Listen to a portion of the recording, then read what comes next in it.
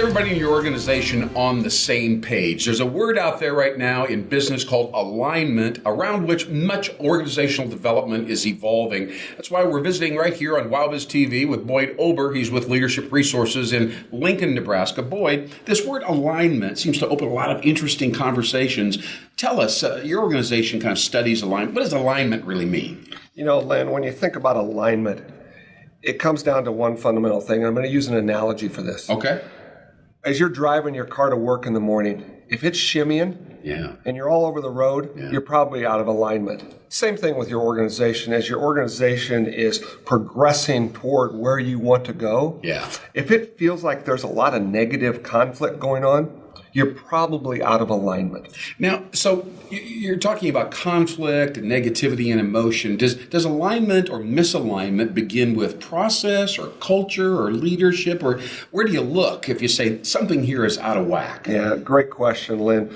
When we think about alignment and how you make it work, it really comes down to how the leader has articulated or communicated the direction of the organization. Okay. So it starts at the top. It really starts at the top, and as that communication comes along, the processes have to align up with where they want to go. Okay, so there's consistency. Absolutely, consistency. Now, is alignment always about implementation, or is it also about strategy and vision, or is it both? Well, alignment has to do with everything in your organization and the execution of that. So when you think about alignment, if we know where we want to go, we have a lot better chance of getting there. Okay. If the processes actually work in conjunction along the way, we have a lot better chance of getting there. But the other thing that is critical along this path is, are we aligning the talent of the individual with their skill set?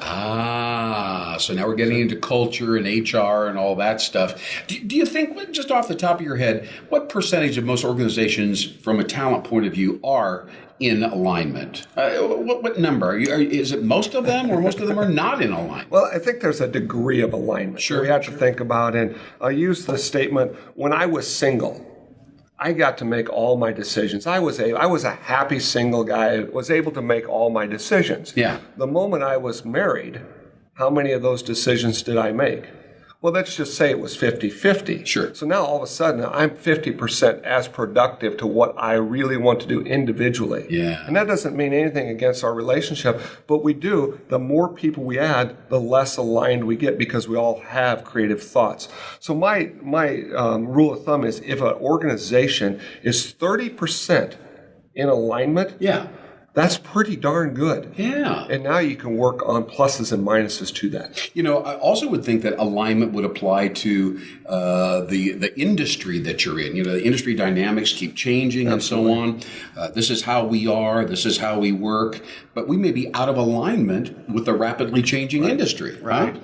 Yeah. You know, in the technology world, we have a saying there that your idea is only worth about 18 months. And you think about how rapidly changing technology goes versus manufacturing. Sure. Well, manufacturing, if you built the same product for years, that's probably not going to change a lot. It may slightly change, but it doesn't change a lot. So it does really come down to your industry, Lynn. Okay. You know, if you're going to try to correct or realign a poorly aligned organization, right? Where do you start? I mean, do you have private meetings with the CEO?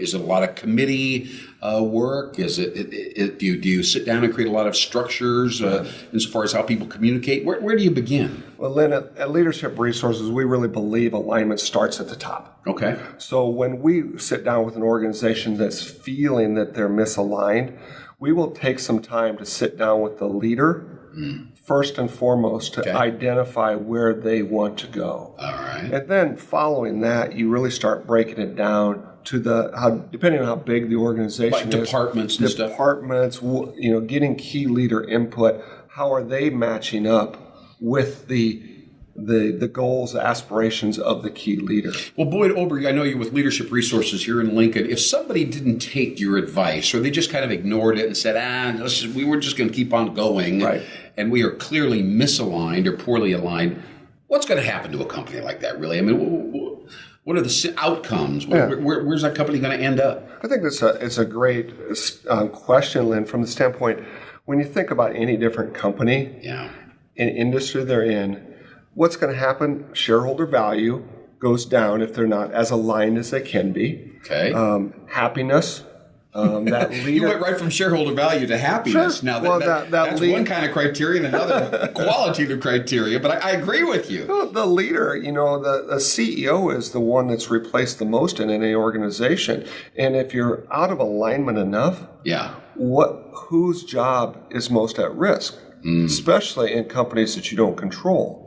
It's that the executive that's not allowing things to go in that right direction. So aligning that can lead to A, shareholder value increase.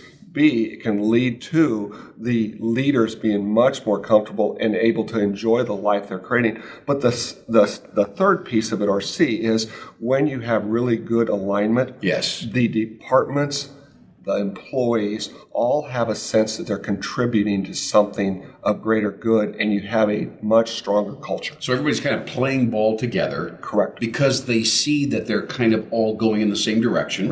Right? And the process, and I think communication is absolutely critical, is it not? Absolutely. It's the number one challenge in any organization, big or small, is communication. And that's communicating where you're going. Fantastic. Well, Boyd Ober with Leadership Resources in Lincoln, Nebraska, we now understand not only what alignment is, but what it is not. Thanks so much for visiting us, and thanks so much for watching WowBizTV. I'm Len Hinderrocker. We'll see you next time.